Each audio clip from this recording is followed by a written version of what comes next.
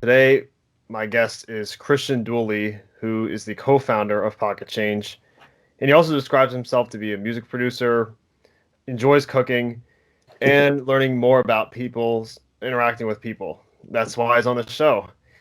And just a little bit of information about Pocketchange. It's basically a platform built to empower people and brands to take action, add perspective, and start a movement with friends, strangers, and anybody online. Pocket Change has raised over 22,000 micro donations from over 100 organizations. And yeah, welcome to the show, Christian. It's great to have you on. Sweet. Yeah, thanks for having me. Excited to chat and talk through anything, whether it's pocket change or just general life philosophy on stuff or whatever it might be. So Yeah, cool. All right. I guess the first thing I'll say, I'd love to ask is with Pocket Change, I saw that you started up with a few classmates, right? Is that correct? yep, that's true. Yeah. Yeah. So I'm just curious to know what gave you guys the idea to start it together? Like, what was that factor that you guys were like, oh, I think we should really like fill this need that you guys felt needed a creation to fulfill? Yeah. So it starts actually about 4 years ago. I think it was sophomore year of college. We were in actually I took a writing and activism class, and basically the first day, the first assignment we had to do was essentially explain, why we took the class or something we had done sort of in the space, all that. And so, as you kind of mentioned with some of my music background, I had created this sort of audio project at some point about sort of like truth and corporate interest and political rhetoric and all sort of stuff in that space. And yeah, made this kind of audio project. So I shared that. And this person in my class, his name was Rain Aubrey, who ended up, as being co-founder with Pocket Change. He actually presented the initial concept of Pocket Change, which he put up this website, which was definitely in its very early days. And he was talking about some idea about, we see all this stuff online. What if you could just click a button and do something to help? And so that's essentially where it started. Is basically we actually ended up, he DM'd me on Instagram a couple of days later. It's like, hey, I like the song you made and can tell you're super passionate. Maybe we could work on Pocket Change together or something. And we ended up setting up the Twitter that day, and here we are, basically 4 years later. But the concept was basically, every day we're flooded with negative news headlines, social media posts, things on whether it be climate change, immigration, essentially all these, what seems like a never-ending list of world problems. But how we can react to those is with either a like button, a comment, or a share. And so basically the question is, where's the do something button, or where's the take action button? And so that's actually where the concept and the need really started, was given modern technology and how we consume all this content, action should be as accessible and as easy as just clicking a button, basically. Yeah, I'd say that makes a lot of sense because I mean every year it seems like everybody wants to do something as convenient as possible, like online, like you know, very simple tasks like clicking a button and donating money or whatever to an organization. So I'm just curious, is Pocket Change its own social media or is it like an add-on to other social medias, or is it both? Yeah, so actually, it's both. So the initial concept started as just an add-on, but now, and actually the updated, so coming out in literally about, yeah, nine days here. The sort of updated description is it's basically a social media where every like, post, reply directs free change to charity at no cost to you. So yeah, we're our own social platform. Essentially, kind of imagine like a Twitter plus free donations, where every post just has a cause attached to it and therefore an organization. And then as people engage and talk about different areas, small bits of change end up getting driven to those cause areas and therefore organizations. So that's where it's at in its current day. And then the add-on piece is basically, yeah, so imagine you're on Instagram and you see a post about maybe it's the oceans or something. So anywhere, and this could be Instagram, a news app, just Safari, anything that you can basically send as a text message. If you click share and you click the Pocket Change app, it'll use AI to analyze that content, and it'll pop up a little modal telling you what cause area and then the number one charity tackling that. And then you can click select, click pocket change it, and right there it will make that micro donation and then also share it into our app. So it's basically you can see something online, click share and pocket change, and instantly have that all sort of done for you. And then our social platform itself becomes this place where you can discuss causes, follow friends, look into different topic areas, or even just post a picture of you gardening, and you can support pollinator protection. So literally anything basically goes with it at this point. Okay. Yeah, that's very interesting. Yeah. So what would you say? So when was this started? Like a few years ago, or like recently? Basically, yeah, 4 years ago, and so it actually started too as a Chrome extension, so a thing for your web browser, and then a lot of a lot of ups and downs and roller coaster rides later through figuring it out and getting feedback and continue to just make it better and better. Yeah, now we're full-fledged mobile app social platform, and it almost still kind of feels like we're basically just getting started in terms of figuring out what really makes it valuable for people and empowering and helpful towards people's daily lives. Okay, cool. And how would you say is using Pocket Change easier than, let's say, if I were to like if I was just focused on like one like an environmental issue, for example, and like looking to donate to like an organization, Mhm. how does Pocket Change find? Because you were saying it finds like the most reputable organization, or what is it, or is it like the biggest funder to an issue at hand? How Yeah, does that app really do that? I'm curious. yeah. So that's actually done essentially through our Pocket Change. We have a vetting process that's super intense, but it's based around essentially what organization can actually solve X world problem at the root, theoretically given tens of billions of whatever dollars. Obviously, they're essentially called wicked problems. So, like, say with something like racism, you don't necessarily solve racism or homelessness as much as you can work to mitigate it to as much as possible. So, we basically have a process at which we evaluate on 5 core criteria. So, financial efficiency, how is the money of an organization, being spent, and ensuring it's all going to the right place. Sustainable impact. So basically having not just, for example, in homelessness, not just having bowls of soup given, for example, but are you actually impacting people's lives? So outputs and outcomes, not just one or the other. So combining those two. Approach diversity. So an organization that has a web of approaches to solve something. Again, with homelessness, it's not just providing food, but there's the housing situation, education, access to resources, all that. Um, then there would be scaling focus. So the organizations are national or larger plus. And so that way they can handle that, massive sort of funding and impact goals. And then total transparency with everything that these organizations are doing are out there. They're getting all their documents in place. They have all their essentially numbers in line and are presenting that properly. So in the app, we've done that work for about 78 organizations or cause areas. So Hmm. anything, yeah, like climate change, homelessness, zero hunger, for example. But you can also build your own causes in the app. So essentially, you can do any registered IRS supported organization, anything that's legally set as a 501c3. You can also set up your own cause. So I could do a local Denver thing, for example, here, or if you had a friend's organization that they were working on, you could set that up through the app too. Yeah, I think that's really cool, especially because it's so we're definitely heading in toward that direction where people like my friends are like Venmo other people to like pay Mhm. them, like doing things like that way, which is much more quick and, Mhm. and efficient. And also, Mhm. I think people creating their own, that's really cool. I didn't see that you could actually create your own cause like that. So Mhm. that's really interesting to see that because um, I saw that even if I wanted to, I could add Pocket Change to like my website if I have a website, which I thought was kind of interesting on the website. I saw that and I was like, oh, that's really interesting. You could just easily add it on to there. So then, if I have a website about a certain issue, then anybody could easily click that.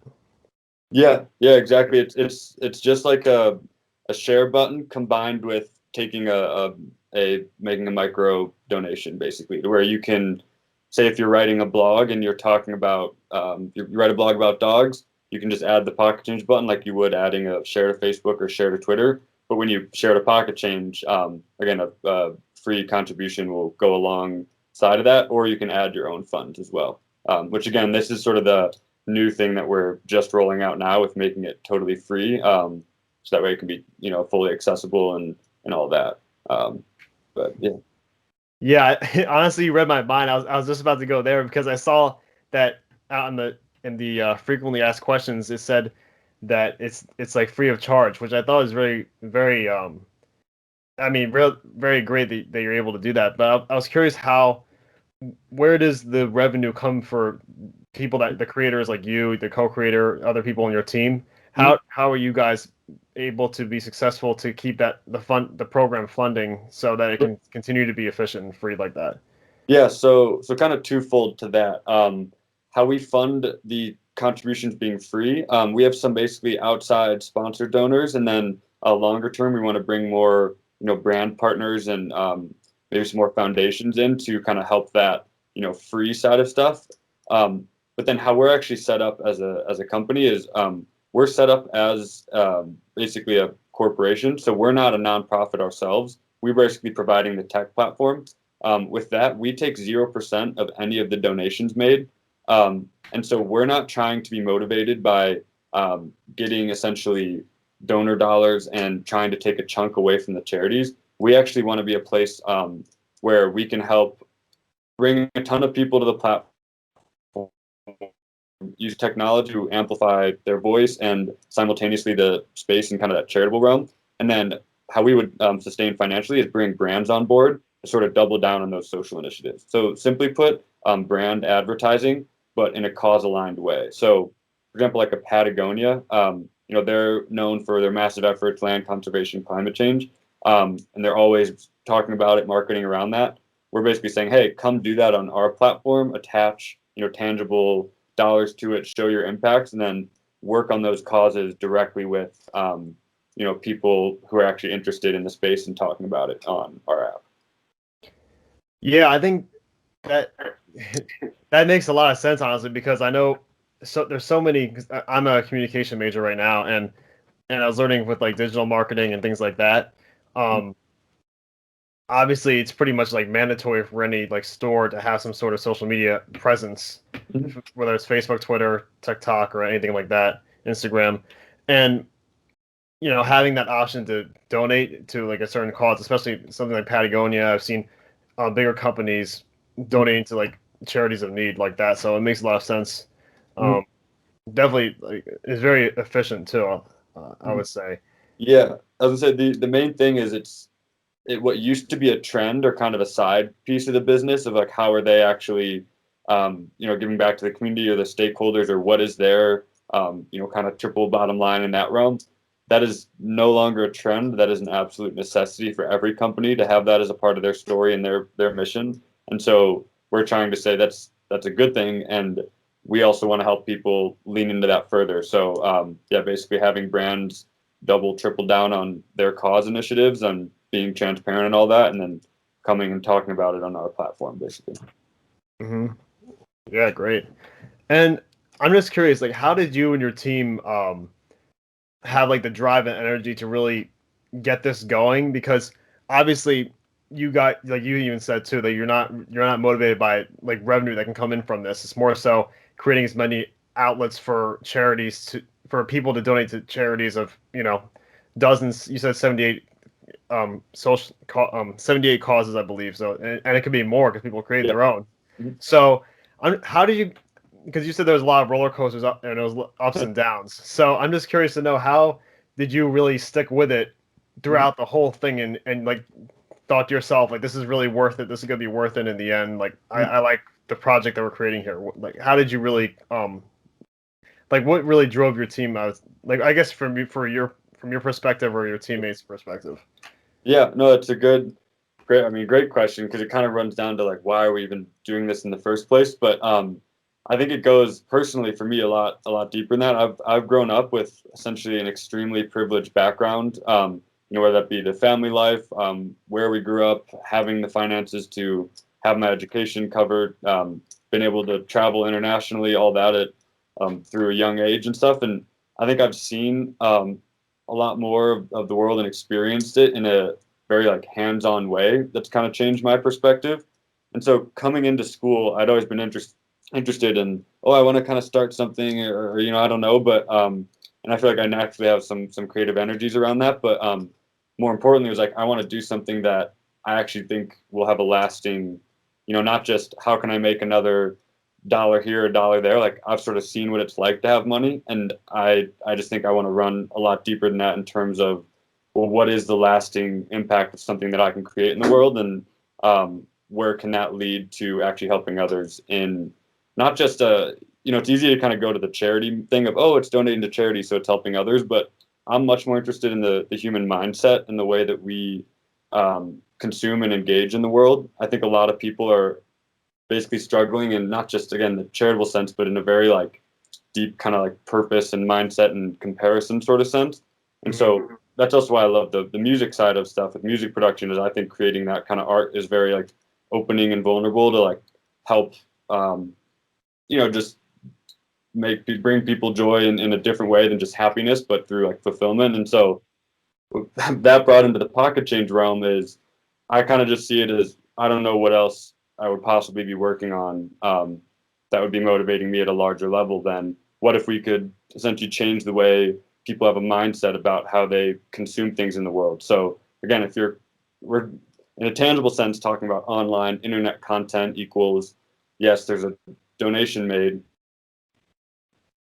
If everything I engage with is something that I can do something about and do something about in a positive way, that starts to basically get infected in my mind and then expand in a positive sense to when I'm hanging out with my buddies playing whatever, or we're working on art or whatever. It's like, I think there's a mindset shift that is starting to happen in the world, but can be much more impactful than just, oh, what's more money to charity versus how can we get people to actually think about the world in a way that they can be a part of it in a positive sense and have that sort of kind of community feel towards like we're all going through something, but at the same time, there are bits of, moments of hope and positivity. And so just trying to have those little things, I just don't see what else I would be doing essentially. Yeah.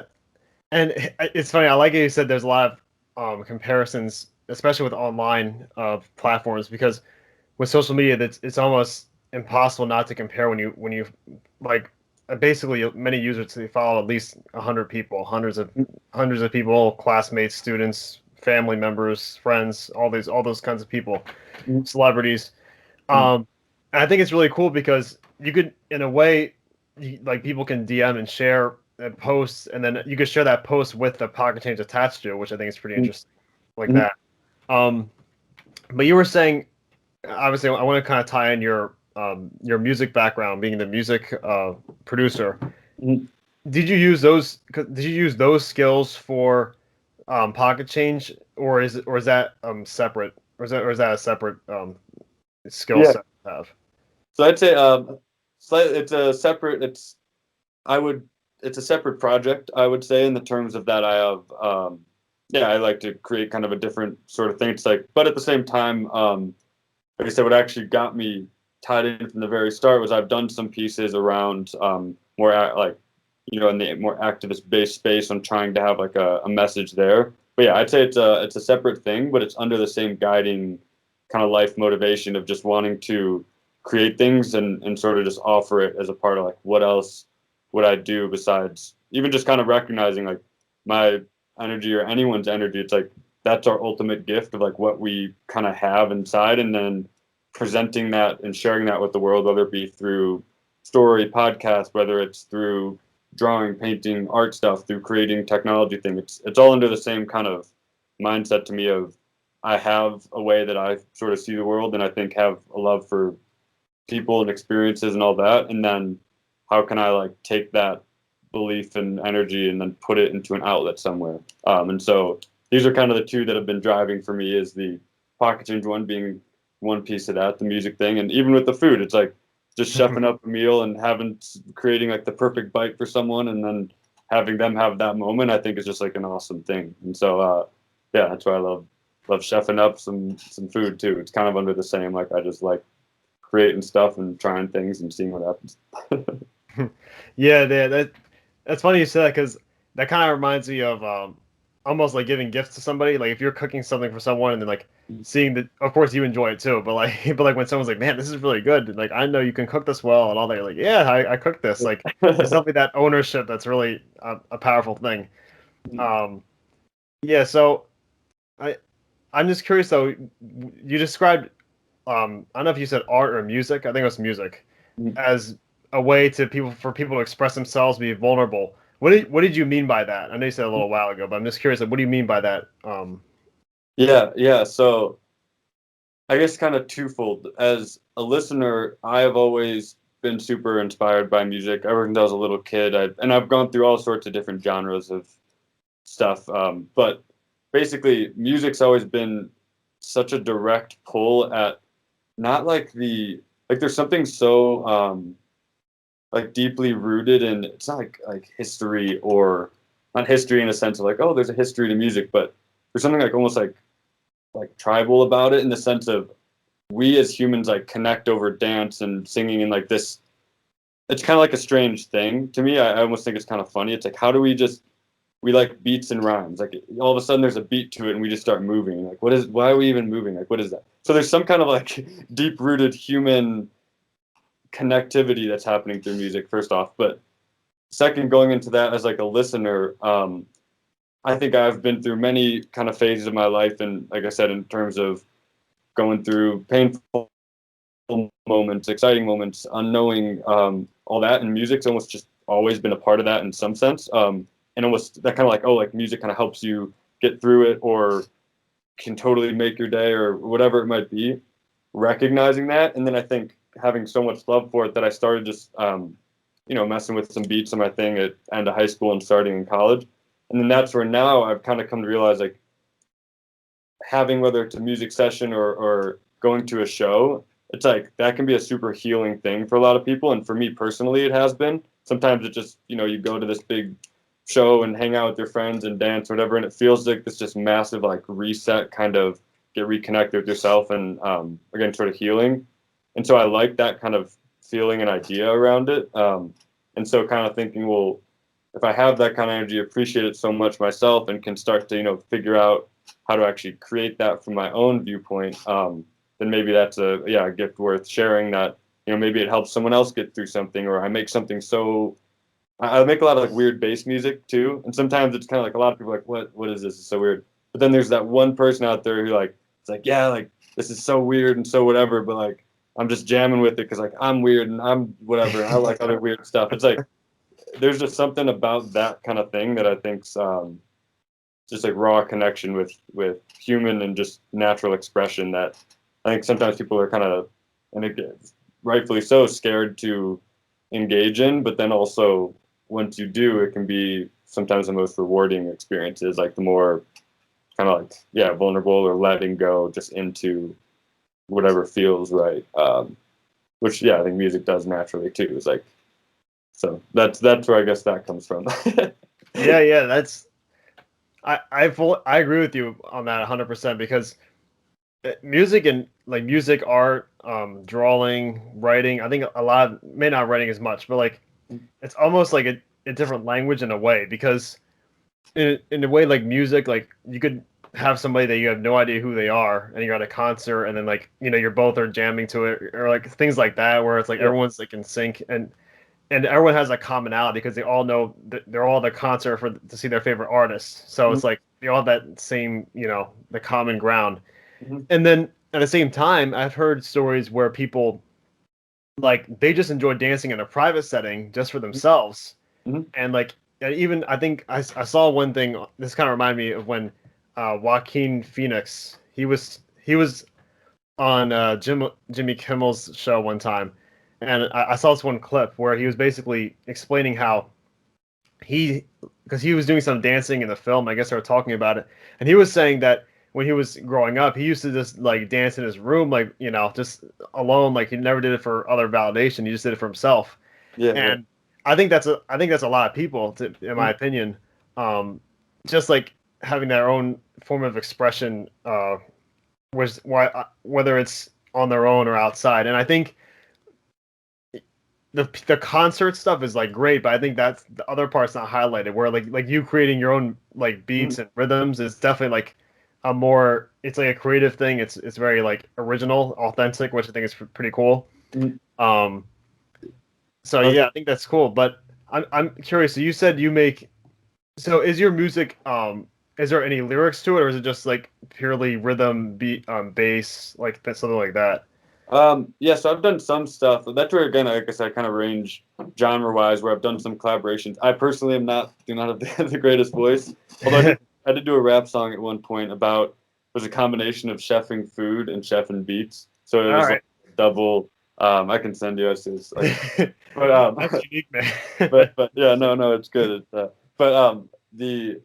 the most of the part I just kind of do. Yeah, like I'm more on the creating the sound design and beats and kind of like again with that sort of like for the bass music stuff is I feel like it kind of just getting lost in it to your point of okay, there's the side of it which is sharing it with other people and music connecting at a concert. Then there's like the internal like listening in your headphones or in the car.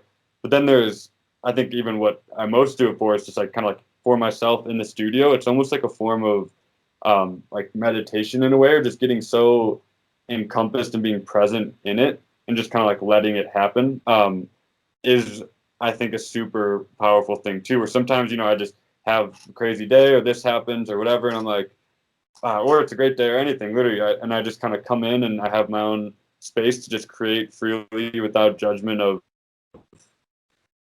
from others or myself or feeling like I have to share it, but just I randomly find some bubble noises and all of a sudden I'm making like little like bloop, bloop, bloop, bloop, bloop, like kind of thing. And now I'm like sitting in here laughing by myself to bubble noises. And you kind of just like look around the room for a second, like, what the hell am I doing? But then you're, but, but at the same time, you're like, wait, this is like, it's just kind of like, it was like hanging out with yourself in a way and allowing that to be a fun thing. I've also, in terms of that, from like a spiritual standpoint, I don't know if you, um, have kind of experience with meditation or journaling and stuff, but I've been trying to practice that a lot more. And with meditation, I got into a conversation with a friend where sometimes it feels like almost too forceful if you have to sit and do the classic like, or just like sit there and be in this like overly meditation. But how I like to kind of describe it is intentionally hanging out with yourself and like recognizing where you're at. So music is that's like one thing, but more specifically, even just going for a walk like without your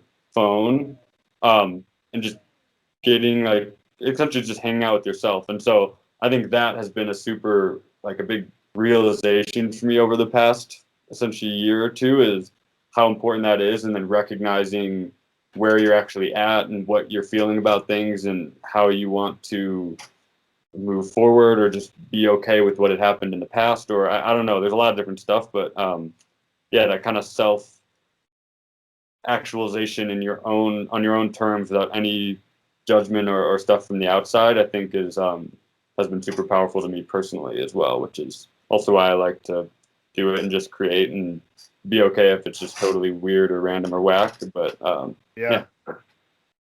Yeah, I think that's important because a lot of people, at least from what I've seen, have the fear of like maybe the music they create is weird, or like the show that they create isn't good enough and all that. But at the same time, you're not really gonna be you can't really be in the creative space if you're not willing to risk that, at least in my opinion. Mm-hmm. So I think that's almost I think it's worth it because in the end, like if you look back, a year ago, you're like, man, I can't believe I was doing that a year ago. Now I'm doing this. Like it's just super funny. And then especially I like that you said it's like intentionally walking, like intentionally spending time with yourself. That's what you said. Mm-hmm. Because even what something I would do, like if I'm in university, like in the library doing work or something like that. Sometimes I put my headphones in, but not even have anything playing, just so it's like I'm people like aren't as like me talking to me, or I'm just like just Mm-hmm. focused on what I'm doing. Um, so yeah, I Yeah. definitely it's good. I would say it's crazy how like painfully, and this is for me too, like even just painfully addicted to like Instagram or other just the phone thing is if you actually go in, like I do this pretty actively where I'll just delete a handful of my apps that I commonly click to.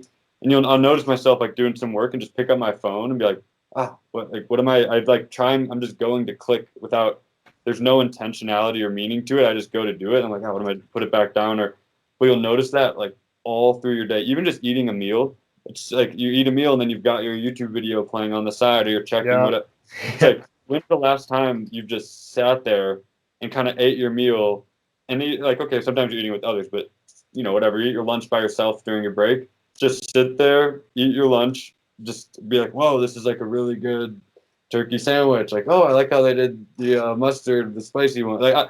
Sometimes you just kind of like actually taking that time is like amazing and how cool it can be to just take a sec to be present with whatever it is you're doing. And so that's just a personal practice that I think I've been super actively working on, but then also recognizing how insanely difficult something as simple as just literally 10 minutes like out of your day to just hang out with yourself is surprisingly sometimes you won't even fit it into a week. Like, I can't take 10 minutes out of the whole week to be with me when at the end of the day myself like everything's kind of just made up through our own mind and perception. So if you don't take time to kind of like dive into where those perceptions are coming from or why you're thinking about certain things in certain ways, then I think that's also a dangerous way to live your life too.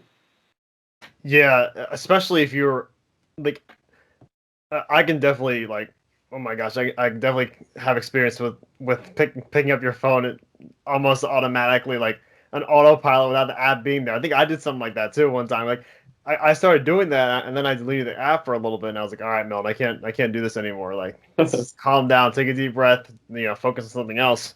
Um, but yeah, that's really interesting, that point you were making about Yeah. being intentional, because it's so easy to have other outside forces kind of Mhm. like, if you don't do that, like you said, if you don't, it's hard to do it for a week straight, because Mhm. I think people are so used to having, like, I think playing like streaming shows like almost incessantly over and over again, or like binging, or Yeah. even using music in a way that's not as powerful, where it's just like it's always on when you're like in the bathroom or when you're in your room or when you're walking, and it's like almost like always that same thing over and over again, to the Mhm. point where you can't even talk to your friends sometimes, because like I knew somebody they had in their ear and they couldn't really hear what I'm saying. I had to repeat it, and it's just not the same experience, the same rapport as Yeah. like going from human being to human being. Yeah. Yeah. Um, No, no, totally. And that's also where to kind of even tie it back in on some of the pocket change kind of thoughts and all that is I think being hyper aware of what we're creating. And then that's kind of the underlying sort of thing we're going for is, social media and these app and like technology, it's not going away. So it's like, okay, if it's going to be integrated into our life, how can we make it something that is a bit more intentional, is a bit more meaningful, based in, kind of respect and again, those little moments of positivity rather than just kind of the consume, compare, repeat. mhm. And so I think that's something that, yeah, it's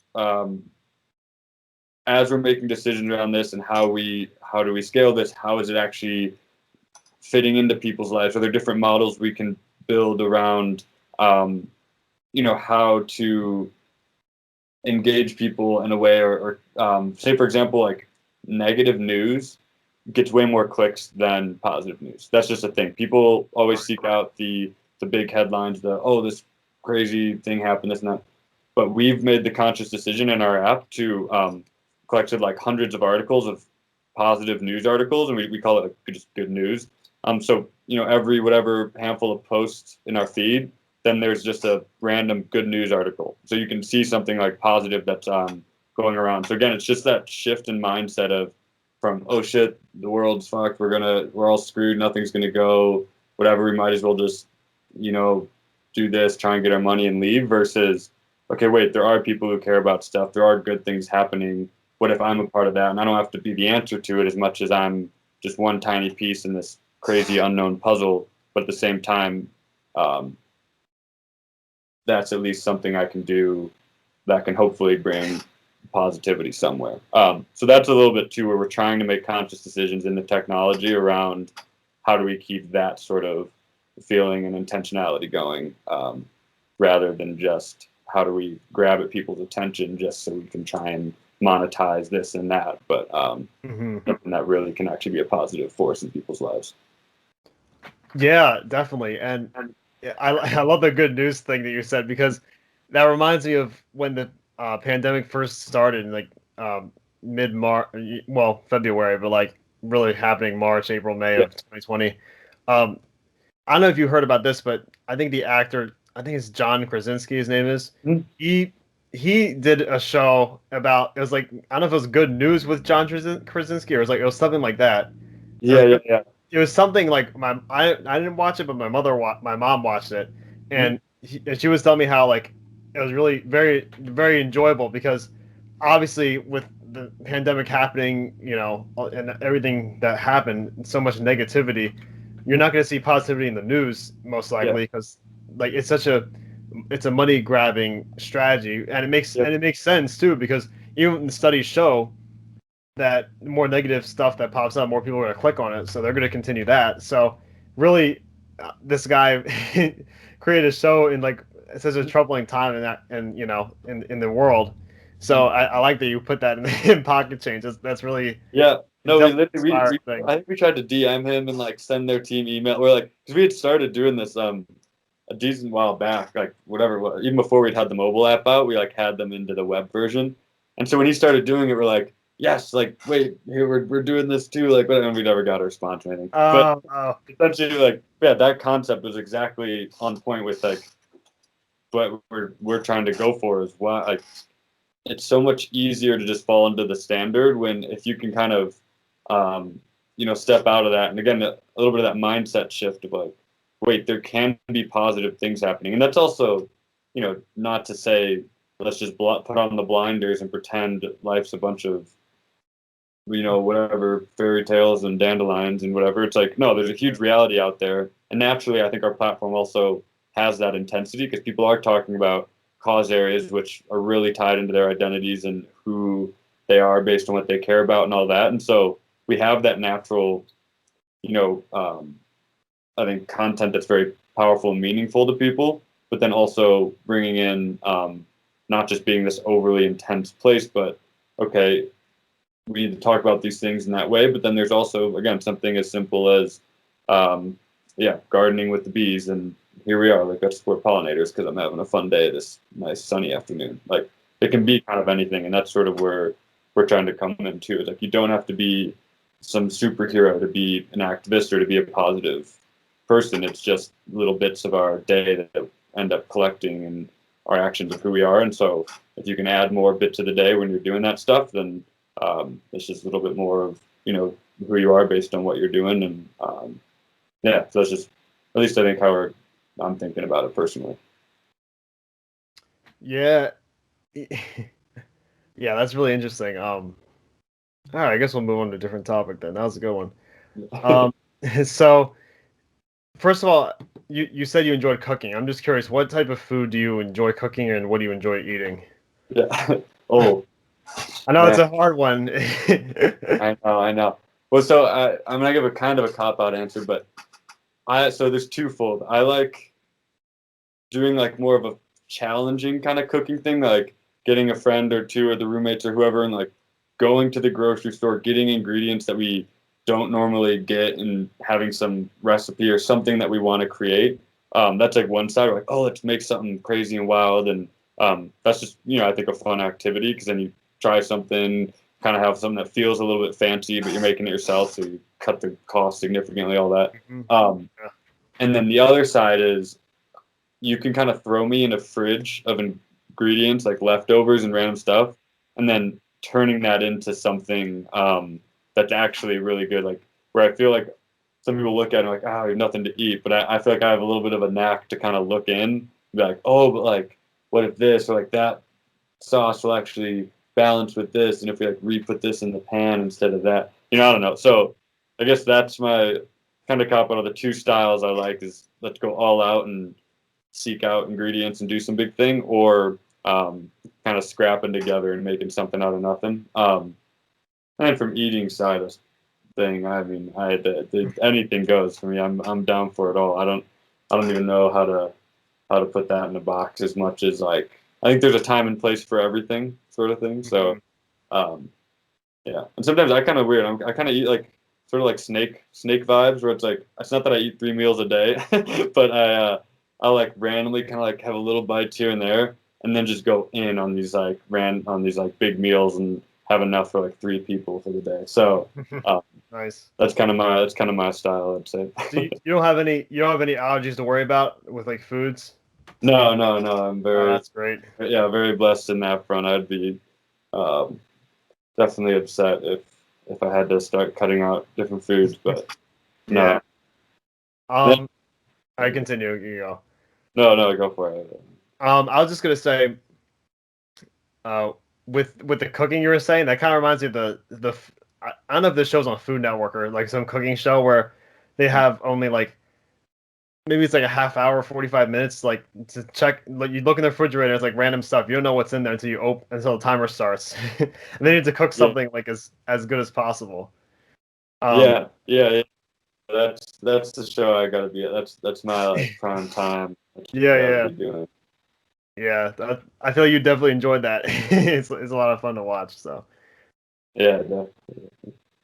yeah. So also, I heard you said you did improv. You do improv as a hobby, or right? So I'm just really curious how did you get started with that? Because Yeah, I know so like people do like the closest thing I've done to that is like maybe like charades or something like that, where it's kind of funny, like people are acting something out, and you have to guess mm, what it is. What's improv like?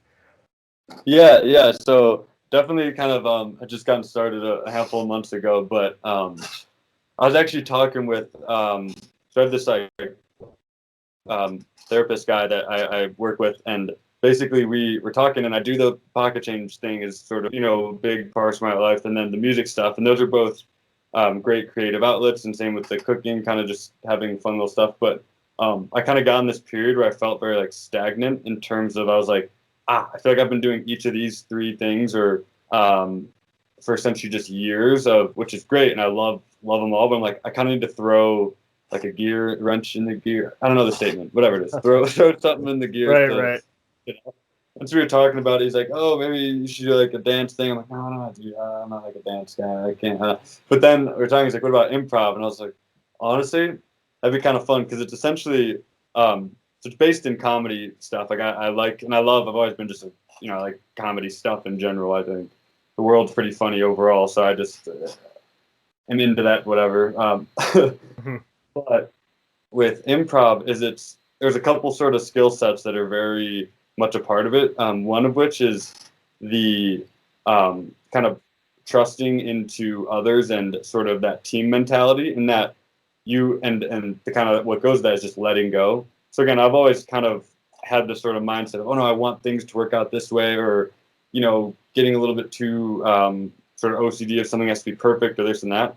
Improv is the direct practice of nope, whatever you do is right, and you just have to go with it. So as you get up with your team people or the people you're doing it with, is they might say something like you just the whole thing is yes and that's like the number one rule of improv is you just say yes to whatever and then add something to it.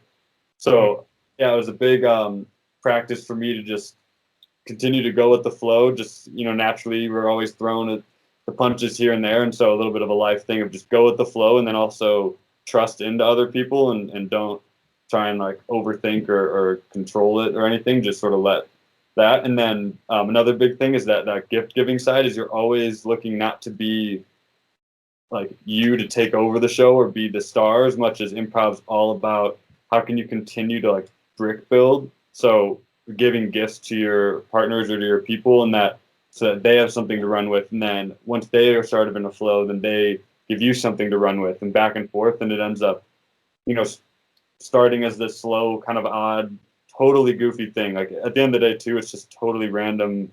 It's like so embarrassing. You just go up and say dumb stuff and no one knows what you're talking about. But at the same time, it ends up just being funny because it's totally ridiculous.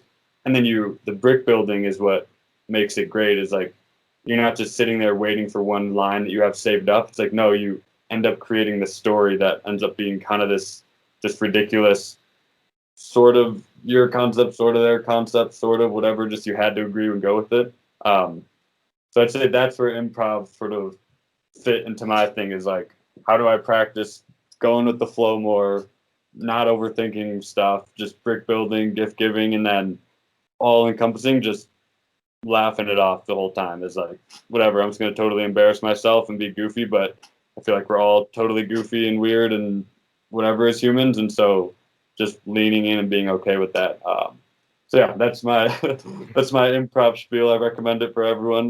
That being said, I've done a handful of classes. I haven't actually performed or anything in the realm, but we're kind of slowly maybe working up to that now that stuff's starting to open up. But again, I see that as like a, let's just go grab drinks at the improv like comedy bar and then end up doing a little thing for whatever. So yeah, that's kind of. But I'd recommend it if you have any interest in just exploring those sorts of things and just being a weird goofball for 2 hours at a time. Yeah, it's interesting because I can't relate it directly to that, but I had like a kind of like a kind of like putting your shoes on a little bit, like putting my feet into the water, like just dipping it in like a little bit, because in my way back in high school, maybe like 4 years, probably like 3 years ago, 4 years ago, I took a public speaking class, and there was one activity we had to do where it was like in class when we couldn't prepare for it at all. Like it was just like a kind of like, it sounds like improv because like it was just the teacher was just like, all right guys, like I forget the exact instructions, but it was basically like, get up on here, like come up to the front and just like start talking about anything. And Yeah, I said, and it was just like, it was tough because like you have 25 students looking at you and all the focus is on you. You're up there alone, so it's like, oh my gosh, like, and yeah, you're just saying random things, and it really, I think it tests your confidence in a lot of ways because like you just had to really like own what you're saying and you know accept the judgment that people may be thinking, but at the same time they're going to do it in a few minutes too, so it's like it doesn't even matter at that at that point because they're yeah. doing it anyway. um yeah, Yeah, so no, that's spot on. I love that. That's like a great. That's literally, honestly, basically what improv is. Is like, since you might sit there and I'll be like, all right, give me an emotion and an item, and you'll be like, oh, you know, sad and taco, and then you just kind of go, okay, like, go, and then you just like, oh no, I'm like in this thing, and I don't, I've got my lettuce, but I'm scared of lettuce, and I randomly just go off some tangent about why you're like sad about the tacos, and I don't know, but basically, that's essentially all it is. And to your point, is it's yeah, kind of just like I'm basically practicing publicly embarrassing myself, because if you kind of just come to terms with that, it's like, all right, as long as I'm just being me, what's the worst that can happen? So mhm. that's sort of what I think the fun part is. And also on another kind of side note of that, with the public speaking thing, is I don't know if this is like an actual stat or fact or something, but there's something where um, whatever people fearing over whatever number one fear, like even over death, is public speaking.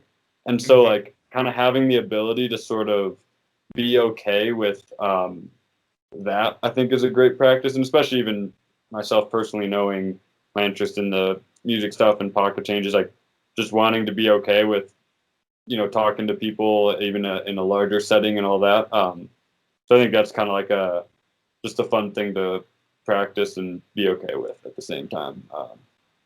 So yeah, that's where, I don't know. Like I said, I'd recommend improv, because even on my little me trying to come up with the taco thing, it's like, I don't know, but you can't. It's like I'm like thinking about it. It's like you can't think. You just have to like Right, snap right. fingers and go, and like you can't think. You just do, and whatever happens, it's right. That's like the whole practice. Is nope, whatever you did was right. Like just go with it.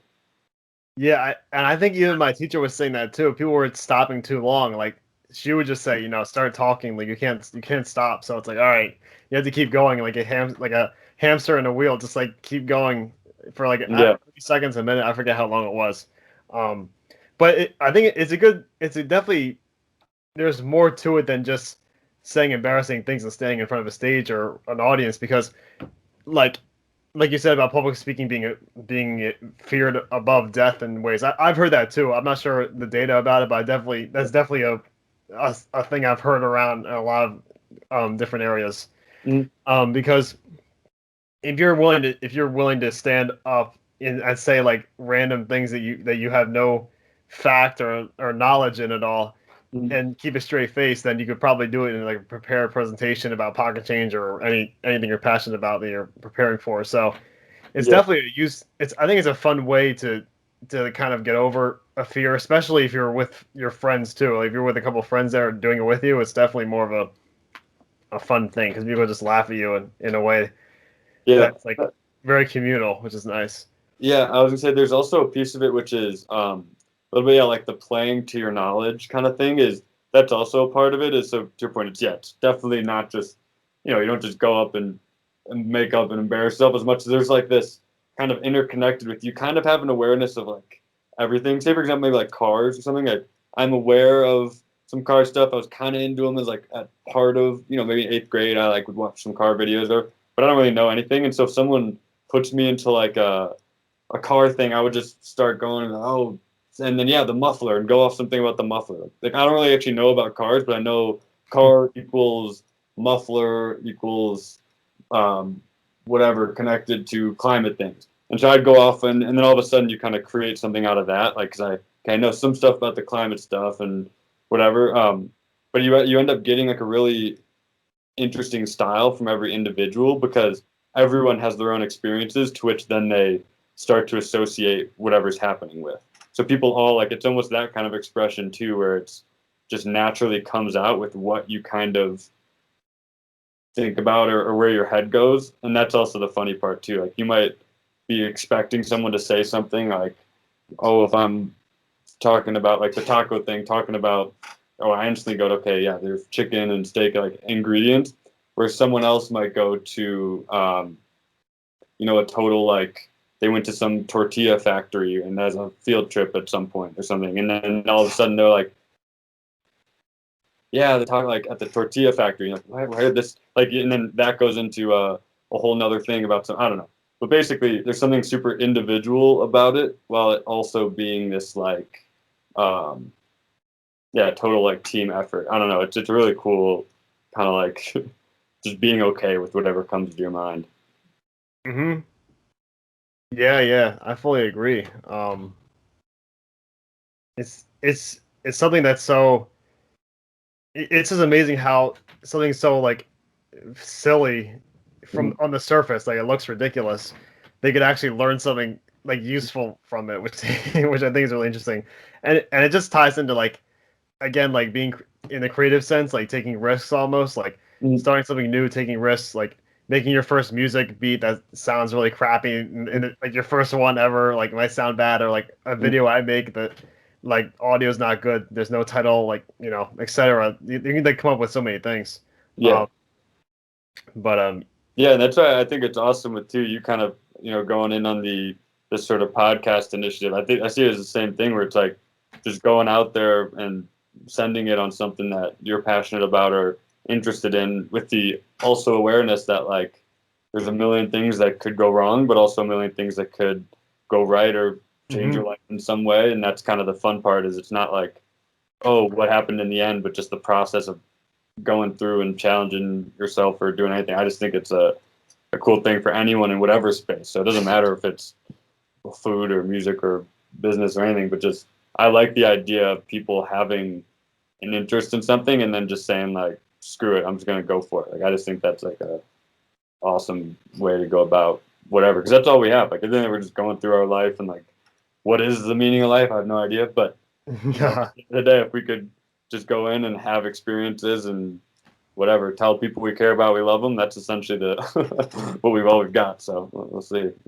Yeah, and it's funny you say that because I feel like there's so many people that want. I guess it's like think about starting something, wanting to start something, but like it's so easy to like bring up that in conversation. Like, yeah, I want to do this, I want to start this, I like to do this, but at the Mhm. same time, a lot of people aren't willing to do like the dirty work in the beginning to really get it going, and then once you have a basis of understanding, then you can really continue.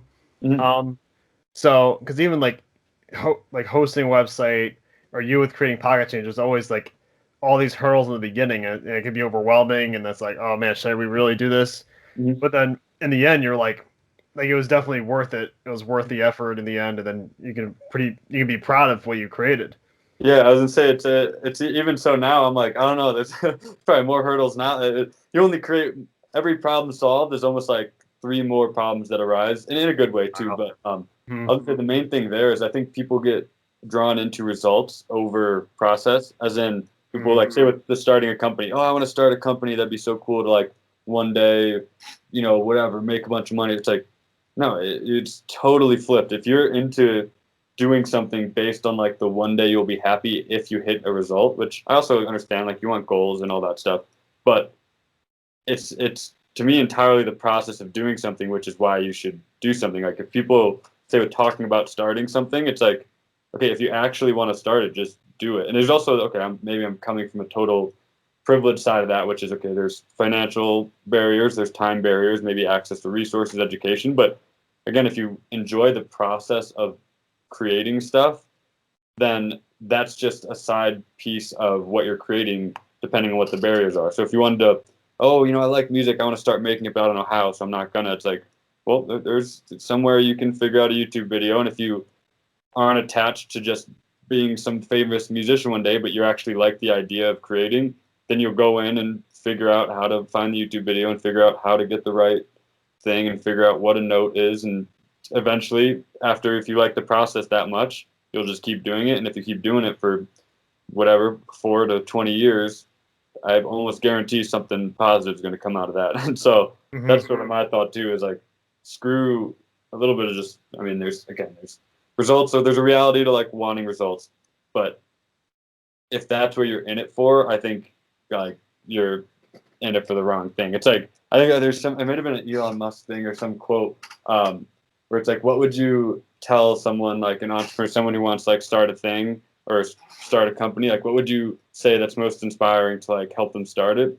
And his response was like, don't start it. It's basically under the premise that if you're into it based on some need for some external validation or reason beyond what it is, then you're essentially destined to fail. Whereas if you're someone who hears, no, don't start it, don't do it, and you say, well, screw that, I'm just going to do something because I enjoy actually doing it, it has nothing to do with the external results, then that's where the real results come from, is because you actually like say what I'm talking about, all the roller coaster stuff. It's like you actually have to like the roller coaster if you're going to make it to the end of the ride. And even the end of the ride doesn't exist. It's like there's no start to get Right. some sort of success or some sort of, or like what would be defined as success. And then that's when you have a million problems on your hand, which is again different problems and probably better problems to have. But there is no end to the roller coaster. So if you don't like the roller coaster part, like what are you even doing it for? It's kind Hmm. of Yeah, that's honestly a really great point.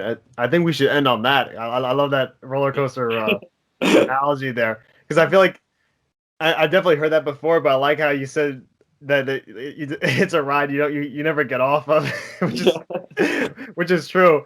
Because and at the same time, you don't really want to get off though either, because if you do get off, then most likely you're not going to get progress or anything. You're not really going to move forward in the thing you're doing. So, Yeah. And also, it's like screw it. If you do something for whatever amount of years and decide you no longer enjoy that process, that's also, there's no shame in that either. It's like, well, great, maybe you learned that, and then now you want to start on a new adventure, a new roller coaster, whatever. It's like that's also it too. Is like there isn't. We're just, our whole life's a never-ending transition of just experiences we're having with people around us, and so like mhm. you don't learn to like figure out how to make that something that you makes you happy, and not like happy all the time, but like Right. recognize it's okay to be struggling, or it's okay to have hardships because it's part of the process of it. Yeah, so I think that's the final thought. I think I'm with you on, is like everyone's on some sort of journey and has all their own experiences and everything, and then it's just about figuring out what actually kind of brings you that happiness, fulfillment, and kind of feeling of um, I like just having that sort of purpose and feeling of I guess that presenting your energy to the world or to your life, or even hanging out with yourself, for example. So. Mm-hmm. Yeah. All right. Well, thank you, Christian, for coming on. I really appreciate it. And how can people find your Pocket Change or any resources that you host or provide or anything like that? Yeah. I think website would be just www.pocketchange.social. But otherwise, I'd say check us out in the App Store. Just you can search up Pocket Change. And yeah, like I said, there's this big thing coming out in a couple days. It'll probably be out by the time any of this thing would be released. So yeah, Pocket Change is social media where every post, reply, like drives free change to charity. You can build your own causes, connect with friends, and hopefully bring a little bit of sort of intentionality and meaning back into how you're engaging with content online, and also even put the phone down, go enjoy your turkey sandwich, and yeah, that's what I'd say. Yeah. All right, great. Well, yeah, thank you again for taking the time to come on. I really appreciate it, and yeah. Thank you. Yeah, it was great chatting with you. Mhm. All right, peace.